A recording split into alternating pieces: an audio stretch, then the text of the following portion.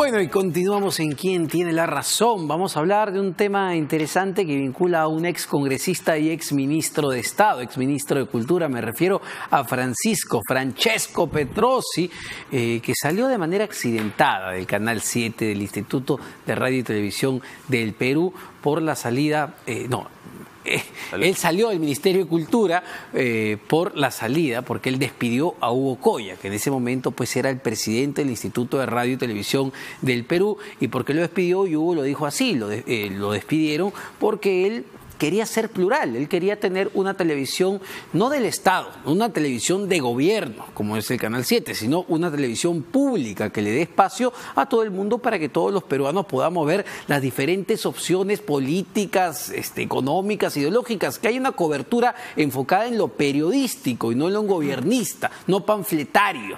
¿Y por qué? Porque él cubría pues el detalle que digamos gatilló, generó, rebalsó el tema, fue que se estuvo cubriendo la salida de Keiko Fujimori y se cubrió a Marvito, y él cree que por eso es que el gobierno le dice, ¿sabes qué? Te tienes que ir. Y fue accidentado, fue evidentemente criticada la salida de Hugo Coya de Canal 7 y por ende el ministro de Cultura de ese entonces, Francisco Petrosi, termina saliendo de esa cartera. Pero sorpresas, sorpresas, hoy se reveló esta resolución que lo nombra agregado cultural en Alemania. Así que la pregunta es si se justifica. Ahí está justamente la pregunta, ¿no? Francisco Petrosi es nombrado agregado cultural de Perú en Alemania. ¿Consideras este nombramiento un premio consuelo o un reconocimiento? Vamos a conocer los resultados al final del programa. Y eso quiero preguntarle a mis dos invitados, a quienes te voy a presentar, Gilbert Violeta y Edmundo del Águila, ambos miembros de la Comisión Permanente, quienes les agradezco por acompañarnos esta noche. Buenas noches, por cierto. ¿Premio consuelo o es un reconocimiento? Porque en verdad también es un tenor reconocido, pues Francisco Petrosi, ¿no? Sí, bueno, a ver, primero él ha sido ministro de Cultura, en tal sentido creo yo que puede representar muy bien en este campo, en ese aspecto al Perú en Alemania. Segundo, él ha vivido en Alemania más de 20 años, así que entiendo que conoce bien el país, inclusive tiene algo de arraigo porque tiene parte de la familia allá, así que yo creo que en vista, ¿no?, de toda esta coyuntura y de todos los cambios que hace el presidente o el gobierno central, estaría bien que Francesco pueda representar al país allá. Indudablemente que tuvo una salida abrupta del Ministerio de Cultura, lo cual generó cierto revuelto político acá en el país, así que a veces cuando suceden esas cosas lo mejor es tener, ¿no?, una retirada o alejarse algo de todo este tema que finalmente no ayuda a la presidencia. Así que, bueno, yo le deseo mucho éxito a Francesco, yo sé que lo va a hacer bien. Pero, Edmundo, el tema es que salió con Roche, pues, ¿no?, del Ministerio de Cultura, sí, porque vamos, era una coyuntura donde se venían unas elecciones incluso para el Parlamento, querer quitar a Hugo Coya, que su independencia estaba reconocida, ¿para qué? ¿Para usar el Canal 7 como qué? Pero él no es el culpable, él no es el responsable. El responsable es el presidente Vizcarra, ¿no? Primero fue quien le dijo que seguro retirar a Hugo Coya. Y segundo, creo yo que en función a eso y con un cargo de remordimiento, lo que he hecho es darle, como dices tú en la introducción, un premio consuelo a Francesco, ¿no? Él tiene los méritos, las capacidades, indudablemente que sí. Esté en el país indicado también. Pero creo yo que no hay que cargarle toda la responsabilidad a él, sino al presidente. Bueno, creo que efectivamente es un premio consuelo y creo también que él a la vez en verdad tiene las credenciales para tener un cargo de este tipo. Probablemente no lo tendría si no es por el papel que jugó como una suerte pues de incondicional del gobierno, más allá de ser un promotor de la cultura o un ministro independiente, sino de intentar inclinar la voz del Estado a través del canal de la televisión nacional a favor no del Estado peruano, sino del gobierno de turno. Pero en fin, cada uno formará su opinión. Al final, ojalá que en la labor que ahora va a realizar sea beneficiosa para el país, ¿no? Al final eso es lo que creo que debería primar. Bueno, en estos últimos días, ya falta poco, entiendo que mañana los nuevos parlamentarios reciben sus credenciales, el Congreso se tendrá que estar instalando días más, días menos, la quincena de marzo, más o menos, y estamos pues a pocos días que la Comisión Permanente deje de trabajar, pero en este periodo, me parece importante explicarle a la población qué es lo que ha venido haciendo, qué ha venido trabajando esta Comisión Permanente del Congreso, dentro de, evidentemente, sus funciones, ¿no? Bueno, el Ejecutivo ha presentado aproximadamente 68 decretos de urgencia, de los cuales ya se han avanzado con un gran número. Indudablemente que hay algunos que llegarán probablemente cuando ya se ha acabado el tema de poder integrar o poder delegar a los grupos de trabajo. La función o la responsabilidad es básicamente una, es poder, creo yo, hacer un buen examen y análisis de los decretos de urgencia y poder trasladar a manera de sugerencia al Parlamento que viene estos informes para que ellos puedan finalmente decidir. Han habido pues decretos de urgencia de todo calibre y de todos aspectos y materias, entonces ha sido bastante diverso. Pero ojo, lo importante que sepa y que tiene que entender la ciudadanía es que desde octubre del año pasado a la fecha de hoy son 68 decretos de urgencia, en los cuales su aplicación es inmediata. Lo único que hacemos es poder discutir las ventajas o desventajas que pueda tener cada quien para que el próximo Congreso pueda discutirlo, bien reafirmándolo o bien rechazándolo. Ya, y en esa evaluación fría, por ejemplo, Gilbert, ¿cuántos o de esos 68, 67 que han evaluado, qué porcentaje deberían ser derogados, qué porcentaje deberían ser modificados, revisados? Hay 8 decretos de urgencia en la que la Comisión Permanente ha hecho objeciones de inconstitucionalidad o de constitucionalidad. ¿Solo 8? Hay 8 de los que hasta ahora se han ya decidido, ¿no? Se han aprobado los informes, que son alrededor de 35. Ah, ok. ¿Ya? Ahora, ¿qué pasa con esos? En realidad la Comisión Permanente no decide si son constitucionales o inconstitucionales. La Comisión Permanente, como dice la Constitución, examina, recomienda, hace un informe, claro, y envía conclusiones con recomendaciones. Y será ahora el nuevo Parlamento quien, a través de la Comisión de Constitución o una comisión especial, si así lo deciden, quien tendrá que evaluarlos y finalmente decidir. Y ahí sí dictaminar, ya sea para declararlos legales y por lo tanto pasarlos, o ya sea para declararlos inconstitucionales o eventualmente modificarlos parcialmente. ¿Qué es lo que, por ejemplo, han visto que han agarrado y tras una evaluación, claro, siempre fría, ¿no?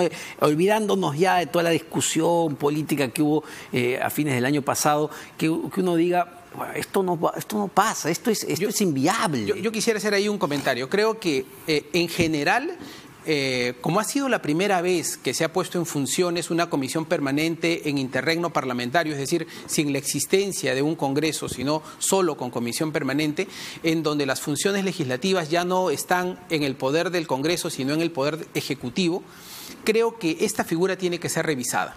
Tiene que ser revisada con mucha calma, con mucha cabeza fría, porque la Comisión Permanente, en los términos en los que ha funcionado, ha sido prácticamente un saludo a la bandera. Por ejemplo, es un periodo en el cual no ha sido posible hacer un mínimo de fiscalización, a pesar de todas las cosas que han ocurrido en el camino, en donde hay funciones legislativas en las que el Poder Ejecutivo, por inercia, se excede.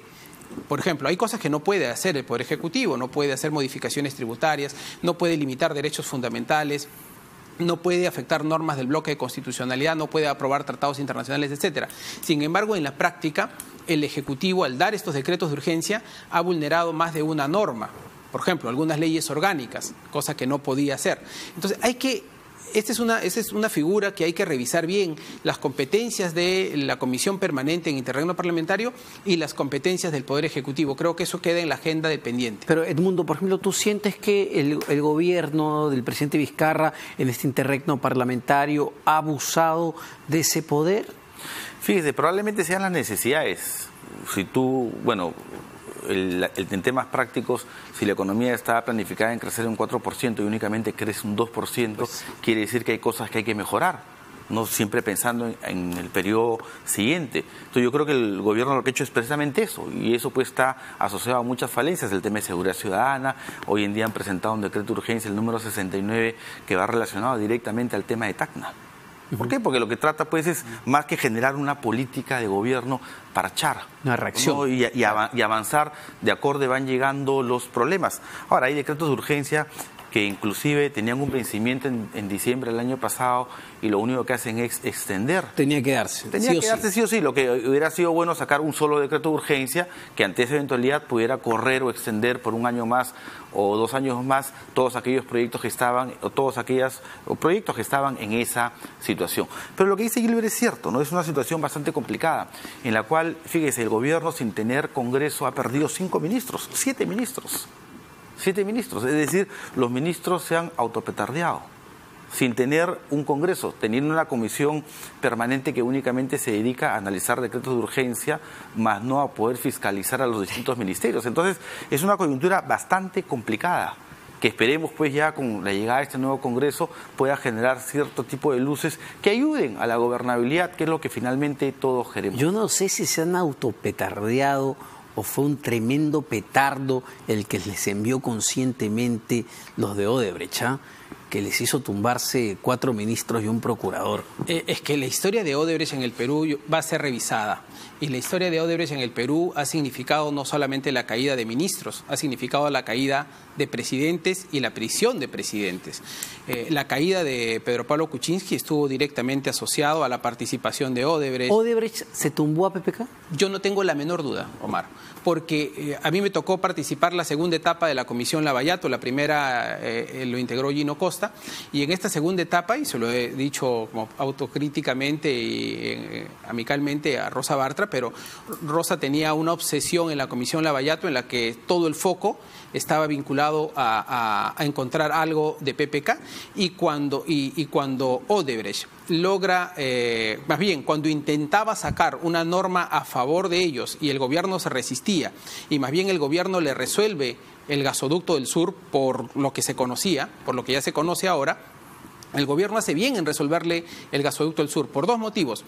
Uno, porque ellos estaban negando a firmar, a reconocer la cláusula anticorrupción, y en segundo lugar, porque no tenían cierre financiero. No, pero el tema de fondo era el cierre financiero. El tema de fondo era el cierre financiero. Así, el motivo por el cual además se resuelve el contrato es el cierre financiero.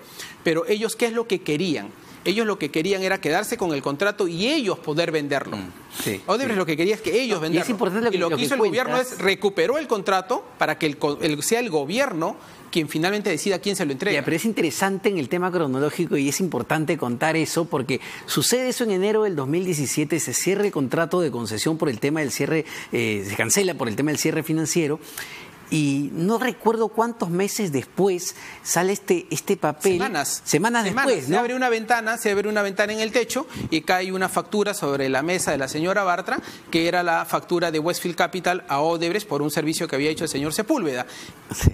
Un día después, la Comisión Lavallato pide hacer público ese documento en una sesión secreta, y otro día después se convoca para declarar la vacancia de Pedro Pablo Kuczynski, gracias a que Odebrecht entregó selectivamente esa información digamos, como un acto de presión. O sea, que está vinculado a eso, la salida del señor Villanueva, ¿no? Y luego la prisión del señor Villanueva, la prisión del señor Humala, en fin, algunas con razones justificadas, otras con razones más o menos justificadas, como fuese, pero lo cierto es que la presencia de Odebrecht en la política nacional en los últimos años y en la responsabilidad delictiva o responsabilidad penal o legal de políticos importantes en el país, hay una vinculación directa. Pero quien puso finalmente a Martín Vizcarra como presidente fue justamente el Congreso disuelto, ¿no? Fuerza Popular. Fuerza Popular, no más que el Congreso disuelto, ¿no? Y fue en complicidad con el mismo señor Vizcarra. Él,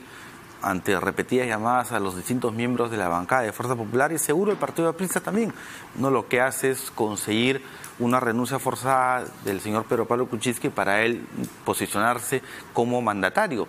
Y lo que pasa es la historia que todos conocemos, ¿no? Finalmente el que es puesto por una bancada termina siendo traicionado. Parece que es la historia que se repite al interior de Fuerza Popular, porque no únicamente pasó con la presidencia, sino también con la presidencia del Congreso. Entonces han sido pues 4 años bastante convulsionados. Tremenda serie de Netflix. No, ni Netflix. Ha sido vacancia de presidente, renuncia de presidente, no censura a los ministros, cuestiones de confianza. Creo que han habido de todo.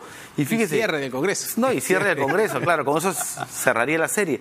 Pero si uno se pone a analizar, por ejemplo, dentro de los decretos de urgencia, la primera vez después de muchos años que el Ejecutivo maneje el presupuesto a consideración propia.